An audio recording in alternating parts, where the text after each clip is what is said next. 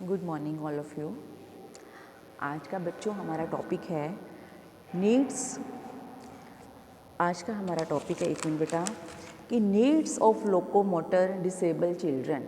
ठीक है, कि इन बच्चों के लिए क्या नीड्स है हमारी।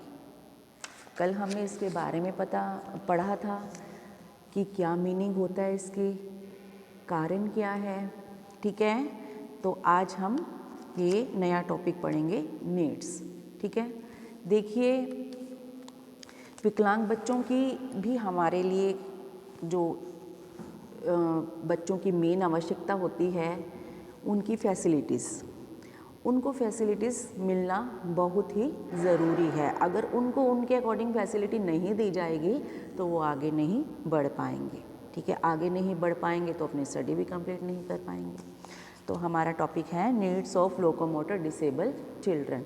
इसमें क्या बताया गया है कि जो हमारे, इसको हम गति संबंधी अक्षमता वाले बच्चे भी बोलते हैं, इन बालकों की आवश्यकताओं को दो भागों में बांटा गया है। ठीक है, सबसे पहले है आपका फर्स्ट है गति विषयक असमर्थी बालकों की शैक्षिक आवश्यकताएं, कि इनके लिए शिक्षा की क्या आवश्यकताएं हैं। सेकंड है आपका इन बालकों के लिए शैक्षिक कार्यक्रम। ठीक है, तो आवश्यकताएं भी ज़रूरी हैं और कार्यक्रम भी ज़रूरी हैं। ठीक है बेटा, तो इसलिए अब हम सबसे पहले फर्स्ट पॉइंट है हमारा, इन बालकों की शैक्षिक आवश्यकताएं। पहले क्या होना चाहिए, एजुकेशनल नीड्स, जो इनकी आवश्यकता है। सबसे पहले क्या होना चाहिए कि जो बच्चे पढ़ते हैं स्कूलों में, वहाँ का एनवायरनमेंट बच्चों के अकॉर्डिंग होना चाहिए। वहाँ का वातावरण, जो भी बच्चों के लिए, मान लीजिए जिस भी नीड्स की ज़रूरत है बच्चों को पढ़ने के लिए, ठीक है, उनकी जो फिज़िकल अवस्था को देखते हुए जो भी चाहिए बच्चों के लिए, वो अवेलेबल होना चाहिए स्कूल्स में। तो विद्यालयों में गतिविधियों की सुविधा के लिए इन असमर्थी बालकों को वैसाखियों, पहियों वाली कुर्सी की आवश्यकता होती है, क्योंकि कई बार कई बच्चे हैंडीकैप होते हैं, तो उसके अकॉर्डिंग इनको क्या चाहिए, व्हील चेयर भी चाहिए। ठीक है बेटा, तो इसलिए वैसाखी भी चाहिए हो सकती है। तो कुछ भी इनको ज़रूरत हो उसके अकॉर्डिंग इनको देना चाहिए, स्कूल वालों को प्रोवाइड करवाना चाहिए। सेकंड है आपके, कई बार क्या होता है, इन बच्चों के लिए अपनी पुस्तक एवं पाठ्य सामग्री को टिकाए रखना क्या होता है, बहुत ही ज़रूरी होता है। कई बार क्या होता है, उसके लिए हमें फट्टे का इंतज़ाम भी करना होता है कि बच्चे को बुक जहाँ टिकानी है वो, उसके लिए वो एक्सेसरी ज़रूरी है। और पन्नों को पलटने के लिए, उसके लिए क्या होना चाहिए, कई बार क्या है, पढ़ने लिखने के लिए पन्ने पलटने वाले उपकरण भी इनके लिए नेसेसिटी हो जाते हैं। कई बार क्या होता है, बच्चों के हाथ की प्रॉब्लम के कारण वो पन्नों को नहीं पलट सकते, तो उसके लिए भी, पन्ने पलटने के लिए भी उपकरण की व्यवस्था होनी चाहिए। ठीक है बेटा, और क्या होना चाहिए, पुस्तकालय में पुस्तकों की व्यवस्था और फर्नीचर की ऊंचाई भी इन बच्चों के अकॉर्डिंग होनी चाहिए, ताकि सभी बच्चे अपने अकॉर्डिंग क्या है कि पुस्तकों को जो चाहें पुस्तकों को पढ़ सकें, निकलवा सकें, और वो ऊंचाई पर, मान लीजिए कई बार क्या होता है, न्यूज़पेपर हमारी अगर हम आम लाइब्रेरी में देखते हैं तो हमारा क्या होता है, खड़े होने के बावजूद हम ढंग से पढ़ पाते हैं। लेकिन इन बच्चों के लिए ऐसी व्यवस्था होनी चाहिए कि अगर ये प्रॉब्लम में है, फिज़िकल हैंडीकैप हैं, तो इनके लिए इनके ऐसे उपकरण होने चाहिए कि वो अपने बैठ के या जैसे भी उनको सही लगता है उसके अकॉर्डिंग इनकी व्यवस्था करवाई जानी चाहिए। और क्या होना चाहिए बेटा, जो इनके नकली अंगों और वैसाखी जैसे उपकरण होते हैं, उनकी समय समय पर जांच होती रहनी चाहिए। ठीक है, मिनिमम क्या है, 1 वर्ष बाद तो उन उपकरणों की जांच होनी चाहिए। कई बार क्या होती हैं, जो वैसाखी होती है, व्हील चेयर होती है, उनके पेच ढीले हो जाते हैं, उनका टायर भी ख़राब हो जाता है, चेंज करना पड़ता है हमें। तो टाइम टू टाइम मिनिमम 1 वर्ष के बाद तो इनकी चेकिंग होनी ही चाहिए, ताकि क्या है, बच्चों को कोई चोट ना लग जाए, गिर ना जाए, तो इस तरह की व्यवस्था की जानी चाहिए। और क्या है बेटा, कक्षा अथवा पुस्तकालय में इन बच्चों की बैठने की व्यवस्था, जब ये बैठते हैं क्लास में, वो उचित ढंग से होनी चाहिए, ताकि बच्चे गलत मुद्रा में ना बैठें, क्योंकि बैठने का भी एक ढंग होता है। ठीक है, अब ऐसा नहीं है कि पैर ऊपर करके बैठ जाएं, किसी का एक पैर में दिक्कत है तो वो दूसरा पैर ऊपर करके बैठ जाए, नहीं। जब हम एक कक्षा में बैठते हैं तो हमें थोड़े मैनर्सफुल होकर बैठना पड़ता है, तो उसके अकॉर्डिंग क्या होना चाहिए, उस कक्षा में बैठने की सही मुद्रा का इनको बताने का प्रावधान होना चाहिए और इनको गलत मुद्रा में बैठने नहीं दिया जाना चाहिए। ठीक है। लिखने संबंधी बाध्यता को अपना कार्य पूरा करने के लिए क्या होनी चाहिए, सामान्य बच्चों की कई बार क्या होती है, लिखने संबंधी प्रॉब्लम्स आती है बच्चों को, जो हमारे असमर्थ बच्चे होते हैं, लेकिन इनके लिए भी नॉर्मल बच्चों की तरह लिखने का प्रावधान इनको टाइम मतलब एक्स्ट्रा मिलना चाहिए, ताकि ये भी नॉर्मल बच्चों की तरह अपना सारा काम कंप्लीट कर सके। ठीक है बेटा, तो टाइम इनको थोड़ा सा ज़्यादा दिया जाना चाहिए, अधिक दिया जाना चाहिए, ताकि ये भी अपना कार्य को कंप्लीट कर लें। और लास्ट में हमारा ये पॉइंट है, इन बालकों में अपनी जो बाध्यता को कम करने वाली आंकने की भावना है, उसको क्या होना चाहिए, धैर्यपूर्ण एवं प्रेरणादायक व्यवहार इनके लिए करना चाहिए, कि धैर्यपूर्वक और प्रेरणादायक व्यवहार इन बच्चों की विशेष आवश्यकता होती है, इसलिए इनके साथ ऐसा ही व्यवहार करना चाहिए। ठीक है, तभी क्या होगा, इनके मन में हीन भावना पैदा नहीं होगी। ठीक है बेटा, ये तो था हमारा educational needs of locomotor disable children. अब क्या है, सेकंड पॉइंट है हमारा provisions for meeting educational needs of locomotor children disable, कि गति विषयक असक्षम बालकों के लिए शैक्षिक कार्यक्रम। ठीक है, वो तो आवश्यकताएं कि शिक्षा की आवश्यकताओं में हमें क्या क्या चीज़ ज़रूरी है, ये है कि उन्हें क्या क्या शैक्षिक कार्यक्रम अपनाने चाहिए, करने चाहिए। तो सबसे पहले फर्स्ट है हमारा कम से कम प्रतिबाधित वातावरण। इनके सामने ऐसा एनवायरनमेंट होना चाहिए कि उसमें अवरोध उत्पन्न ना हो। ठीक है, अवरोध क्या होता है आपका, मैंने पहले भी बताया था, रुकावट। तो इनके लिए ऐसा वातावरण तैयार होना चाहिए कि इनको कोई भी कार्य करते हुए रुकावट महसूस ना हो। इन बालकों को सामान्य विद्यालयों में सामान्य बालकों के साथ शिक्षा ग्रहण करने की योजनाओं को क्रियात्मक रूप से अपनाने का आंदोलन पर जोर दिया जाना चाहिए। कहने का मतलब कि नॉर्मल बच्चों की तरह इनको भी ऐसी फैसिलिटीज़ मिलनी चाहिए, जैसे कई बार नॉर्मल बच्चों को ज़्यादा फैसिलिटीज़ नहीं चाहिए होती, लेकिन नॉर्मल बच्चों की तरह कार्य करने के लिए इनको क्या है, जो फैसिलिटी चाहिए वो इनको मिलनी चाहिए, नहीं तो क्या है, ये पीछे रह जाएंगे। हमारा इंक्लूसिव एजुकेशन जो दे रहे हैं उसमें क्या हमारा मेन मोटिव है कि सामान्य बच्चों की तरह इनको भी हमें उनके बराबर आगे बढ़ाना। ठीक है, और क्या है इसमें कि जो कई बार क्या होता है, इन बालकों के लिए हमें कई ऐसे कार्यक्रम होते हैं कि इन बालकों का प्रवेश होना बहुत ही ज़रूरी होता है, और इन कार्यक्रमों के द्वारा क्या है, बच्चे बहुत कुछ सीखते हैं। इन बालकों की शिक्षा के लिए जो पाठ्यक्रम है, हमारा करिकुलम है और टीचिंग मेथड्स हैं और जो हमारा मूल्यांकन है, एवोल्यूशन है, प्रविधियों को सम्मिलित किया जाना चाहिए। इन विधियों को क्या है, हमारे को अपने कार्यक्रम में डालना चाहिए, अर्थात विद्यालय के संपूर्ण वातावरण को कम से कम प्रतिबाधित अथवा अधिक से अधिक मैत्रीपूर्ण बनाया जाए, कि इन बच्चों के लिए जो शैक्षिक कार्यक्रम किए जाते हैं इन्हीं के अकॉर्डिंग इनका कार्यक्रम, इनका जो हमारा करिकुलम है, इनके टीचिंग मेथड है, इन्हीं के अकॉर्डिंग हमें दिए जाने चाहिए। ऐसा नहीं हो कि हम टीचिंग मेथड बहुत चेंज यूज़ कर रहे हैं, इससे बच्चों को कुछ समझ ही नहीं आ रहा, नहीं, ऐसे मेथड्स नहीं होने चाहिए, कि ऐसे टेक्निक्स नहीं होने चाहिए। कैसे मेथड होने चाहिए कि बच्चों को जल्द ही अच्छे से समझ आए, कम समय में अच्छा समझ में आए।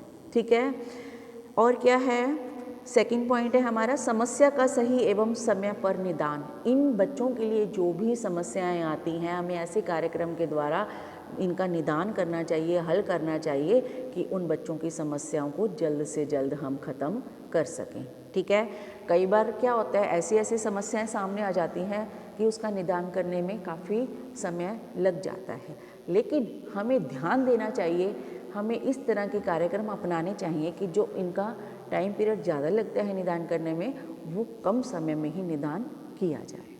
ठीक है, तो शिक्षकों तथा अभिभावकों को इस बात पर जोर देना चाहिए कि समस्या का समय पर निदान होना चाहिए और उसका उपचार भी टाइम टू टाइम होते रहना चाहिए। जैसे मान लीजिए कोई समस्या आती है, बच्चों को हैंडीकैप बच्चों को आती है, फिजिकल हैंडीकैप है, तो उनका क्या है उपचार।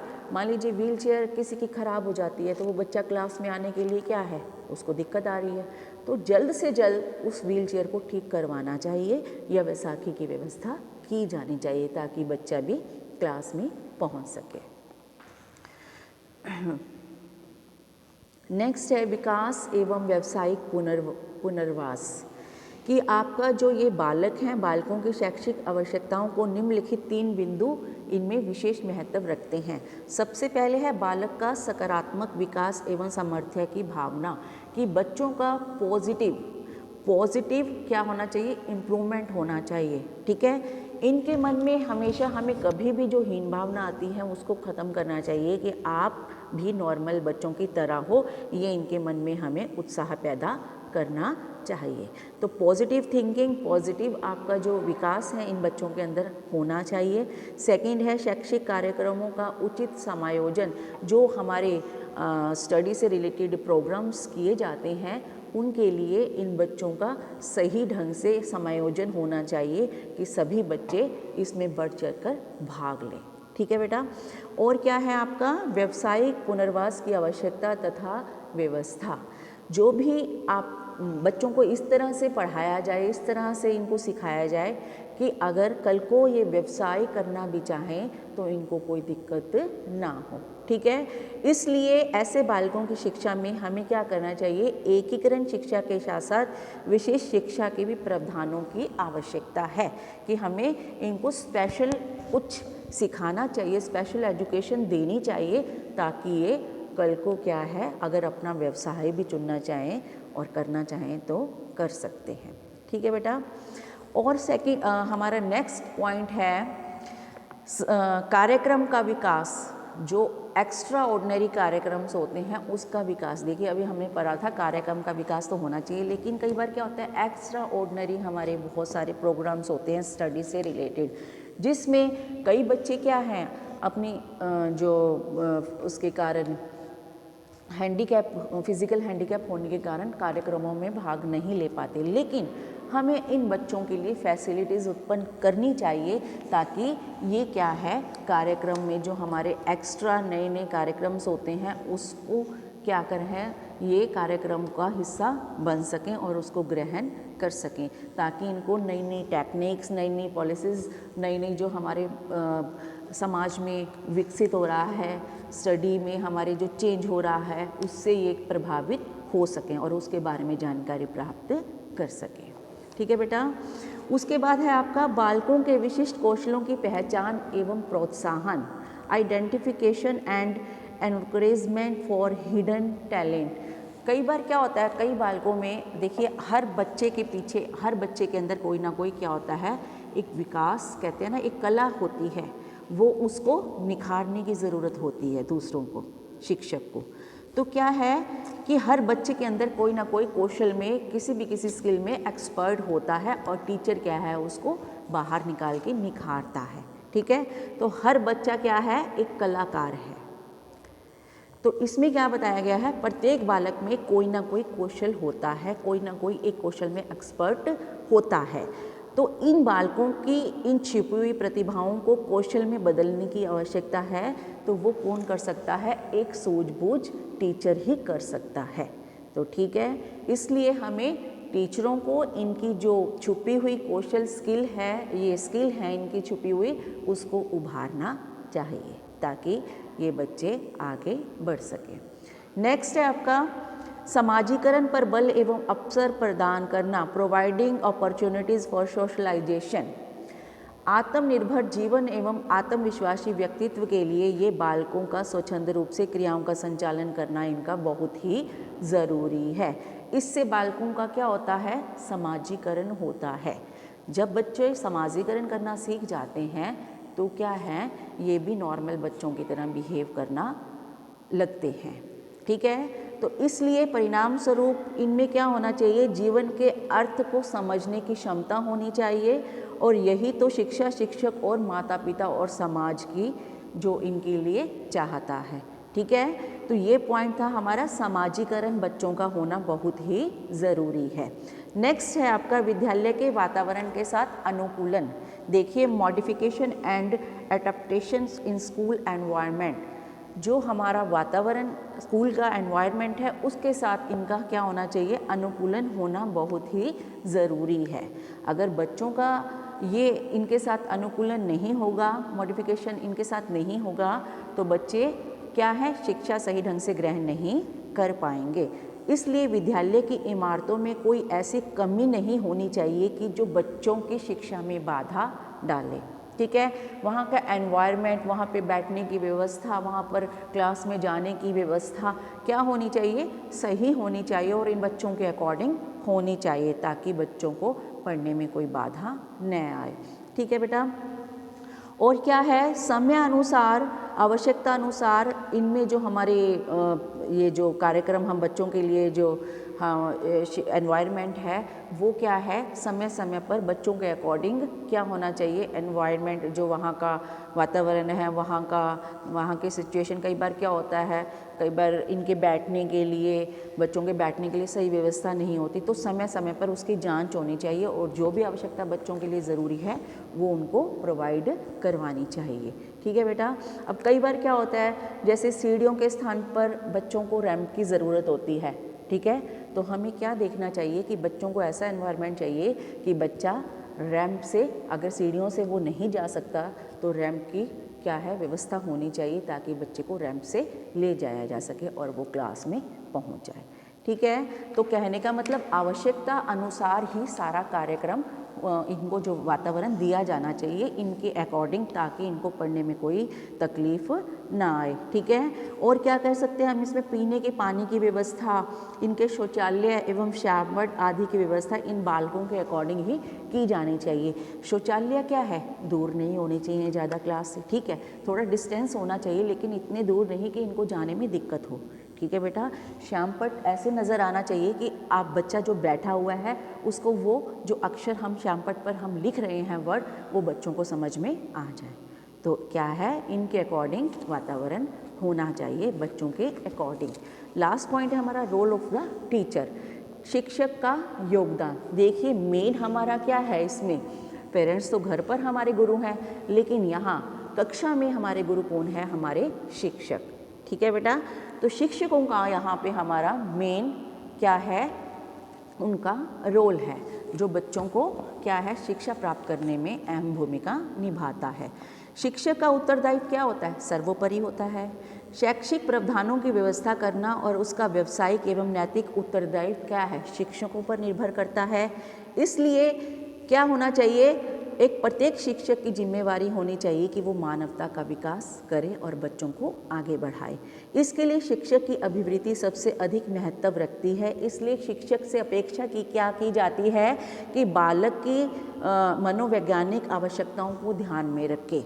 ठीक है, बालकों के लिए वो कैसा, उनके मन में ऐसा व्यवहार होना चाहिए कि बच्चों की जो साइकोलॉजिकल अंदर की सिचुएशन है, साइकोलॉजिकल माइंड, जैसे हम कहते हैं कि बच्चा क्या चाहता है, बच्चे को क्या ज़रूरत है, वो टीचर को पता होना चाहिए। सेकंड पॉइंट है, उसे बालक की जो बाधिता, जो भी रुकावट है, उसकी तत्कालीन दशा की पूरी जानकारी होनी चाहिए कि बच्चे को किस चीज़ में रुकावट हो रही है, किस चीज़ में मुश्किल आ रही है, उसका टीचर को पता होना चाहिए। ठीक है, और क्या होना चाहिए, दूसरे शिक्षकों तथा विशेष रूप से अभिभावकों के साथ क्या होना चाहिए, संपर्क होना चाहिए टीचर्स का। जो हमारे पेरेंट्स हैं, बच्चों के फ्रेंड्स हैं, उनसे क्या होना चाहिए, समय समय पर बातचीत करते रहना चाहिए। और क्या होना चाहिए, जो टीचर का नेचर है आशावादी होना चाहिए और आत्मविश्वास की भावना बच्चों के अंदर विकसित करने के, उसके अंदर क्या होना चाहिए, टैलेंट होना चाहिए कि बच्चे आत्मनिर्भर व आत्मविश्वास बच्चों के अंदर भरा जा सके। ठीक है, और माता पिता तथा सामान्य रूप से समाज में ये बालकों के प्रति जागरूकता पैदा करें हमारे टीचर, और उनकी शिक्षा एवं सामाजिक समायोजन में सहयोग देने के लिए उन्हें अभिप्रेरित करें। ठीक है। तो टीचरों का हमारे जो इंक्लूसिव एजुकेशन में असमर्थ बालक हैं उनके लिए बहुत ही महत्वपूर्ण योगदान है। ठीक है बेटा, एक हमारा बीच में पॉइंट पीछे रह गया, इसी से रिलेटेड है हमारा कि जो हमारे ये बालक हैं लोकोमोटर, वो उसके क्या कारण हैं, गति विषयक बाधिता के कारण। ठीक है, ये है आपका कि इनमें हमारे इम्पेयरमेंट लोकोमोटर के क्या कारण हैं जिससे बच्चे इस सिचुएशन में आ जाते हैं। देखिए, वैसे तो मैंने अभी जब आपकी परसों क्लास ली थी उसमें काफ़ी कुछ बता दिया था, लेकिन हम थोड़े से पॉइंट डिस्कस कर लेते हैं जिससे आपको और भी क्लियर हो जाएगा। इस अपंगता के अनेक कारण हो सकते हैं। जो ये बच्चे ऐसे होते हैं, गति बाधक होते हैं, इसके अनेक कारण हो सकते हैं। तो इसके प्रमुख कारण निम्न हैं। सबसे पहले हम करेंगे आनुवंशिक एवं जन्मजात कारण, हेरिडिटी एंड कॉन्जेनिटल क्यूजेज, कि इसमें जो आनुवंशिक एवं जन्मजात कारण है, इससे भी बच्चा इस बीमारी से प्रभावित हो सकता है। ठीक है, कई बार क्या होती है, गुणसूत्रों की असामान्यता तथा दूषित जीन्स के कारण इन बच्चों के अंदर क्या है, विकृति उत्पन्न हो जाती है, जिससे कि बच्चा क्या हो जाता है, इसके अंगों का सही विकास नहीं हो पाता, अपंगता हो जाती है बच्चों में, पैरों का टेढ़ा मेढ़ा हो जाना, आपस में जुड़े हुए होना, उंगलियों का टेढ़ा होना, मुड़ी हुई टांगें, बाजू आदि के सही उस पर स्थान पर नहीं होती और उसमें क्या है, सही अंग विकसित नहीं हो पाता। ठीक है, तो इसके लिए क्या होना चाहिए, हमें सही ढंग से जो इसका जो हमारी क्या कहते हैं माता होती है, जब वो प्रेग्नेंट होती है तो उसका समय समय पर हमें सही ढंग से ध्यान रखना चाहिए, जांच होनी चाहिए और खाने पीने का पूरा ध्यान उसका रखना चाहिए। ठीक है बेटा, तो गर्भावस्था के मतलब ये कारण भी काफ़ी ये बीमारियां बच्चों को हो सकती हैं। सेकंड है आपका point, poverty and social economics conditions, निर्धनता तथा सामाजिक परिस्थितियाँ। कई बार क्या होती है, हमारी जो गरीबी होती है और समाज का जो वातावरण होता है, माता पिता अपने बच्चों के पोषण के लिए पर्याप्त साधन नहीं जुटा पाते, ये भी इसका बहुत बड़ा कारण है गति बाधित बच्चों के होने का। तो वो क्या है, बच्चों को सही ढंग से पोषण नहीं दे पाते, खाने पीने का उनका सही अरेंजमेंट नहीं हो पाता, जिससे बच्चे क्या होते हैं, कई बार उनके अंदर ऐसी ऐसी बीमारियां लग जाती हैं तो उससे वो ग्रसित हो जाते हैं। ठीक है, और वो स्वस्थ नहीं रह पाते। तो बच्चों को क्या होना चाहिए, उचित पोषण, चिकित्सा और घर में सुविधाएं देनी चाहिए ताकि उनमें यह बीमारी उत्पन्न ना हो। ठीक है, और क्या होना चाहिए इसमें, कई बार क्या होता है, गरीबी के कारण नवजात बच्चे में जोड़ों अथवा हड्डियों की अपंगता उत्पन्न हो जाती है। ठीक है, गरीबी के कारण खाने पीने का अरेंजमेंट सही नहीं हो पाता, ठीक है, वो उनको एनवायरनमेंट सही नहीं मिलता रहने का, तो इसके कारण भी ये अपंगता हो जाती है। और क्या है, ऑक्सीजन में कमी। कई बार क्या होता है, प्रसव पूर्व अथवा प्रसव काल में कुछ क्षणों के लिए ऑक्सीजन की कमी हो जाती है नवजात शिशु में, तो ये भी बहुत बड़ा कारण हो सकता है इस बीमारी को मरने के लिए, लोकोमोटर इम्पेयरमेंट में। और नेक्स्ट है आपका दुर्घटनाएं, एक्सीडेंट फैक्टर्स। एक्सीडेंट फैक्टर्स भी एक बहुत बड़ा कारण है इसके लिए, क्योंकि कई बार ऐसी ऐसी दुर्घटनाएं होती हैं जिससे मान लीजिए किसी बालक का हाथ कट जाता है, पैर कट जाता है, मुंह टेढ़ा हो जाता है, होठ पे चोट लग जाती है, तो वो सही ढंग से बोल नहीं पाता। जलने से कई बार क्या होता है, हमारे अंगों का नुकसान होता है, हमारे अंग जल जाते हैं और टांग, हाथ, बाजू, पैर वो सही गति नहीं कर पाते, जिसके कारण कि हम इस बीमारी से पीड़ित हो जाते हैं। ठीक है, एक और पॉइंट है आपका last, effects of infection and diseases, संक्रमण तथा रोगों का प्रभाव। कई बार संक्रमण रोग भी होते हैं ऐसे कि उनका प्रभाव भी हमारे जीवन पर बहुत क्या डालता है, प्रभाव डालता है। जैसे मान लीजिए बालक के विकास काल में बच्चों को कई बीमारियां और संक्रमक शरीर बाधिता के कारण बन जाते हैं। उनके बच्चों के विकास काल में कई ऐसी बीमारियां हो जाती हैं जिसके कारण कि बच्चा इस बीमारी से ग्रसित हो जाता है। ठीक है, पोलियो भी इस प्रकार का एक एग्जाम्पल है। आज तो हमारे देश में क्या है, पोलियो ख़त्म हो गया है, लेकिन इसके लिए हमारे देश में अभियान कार्यक्रम चलाए गए कि इस पोलियो को जड़ से मिटा दीजिए और 2 बूंद पोलियो की हर बच्चे को दी जाए। और आज भी हमारे 1 से लेकर 5 0 से लेकर जब बच्चा पैदा होता है तब से लेकर 5 साल तक के बच्चों के लिए पोलियो ड्रॉप्स ही ज़रूरी है पिलाने, ताकि किसी बच्चे को भी पोलियो ना हो। ठीक है, तो इस प्रकार ये सब चीज़ें हैं जो हमें लोकोमोटर की बीमारी से ग्रसित करती हैं। तो इन सब का क्या होना चाहिए, कार्यक्रम जो गवर्नमेंट ने हमारे चलाए हैं इनको दूर करने के लिए व्यवस्था की जाए, ताकि हम इस बीमारी से मतलब इससे हम बाहर निकल पाएँ। और हमें क्या होना चाहिए, गवर्नमेंट की तरफ से नई नई शैक्षिक कार्यक्रमों में भाग लेना चाहिए। ठीक है बेटा, मैंने आगे बता दिया इनकी आवश्यकताएं क्या है, शैक्षिक कार्यक्रम क्या है, क्या करना चाहिए इनके लिए, ये भी शुरू में आज क्लास में मैंने आपको बता दिया था। तो ये आज आपका मेन टॉपिक था, यही था। Thank you.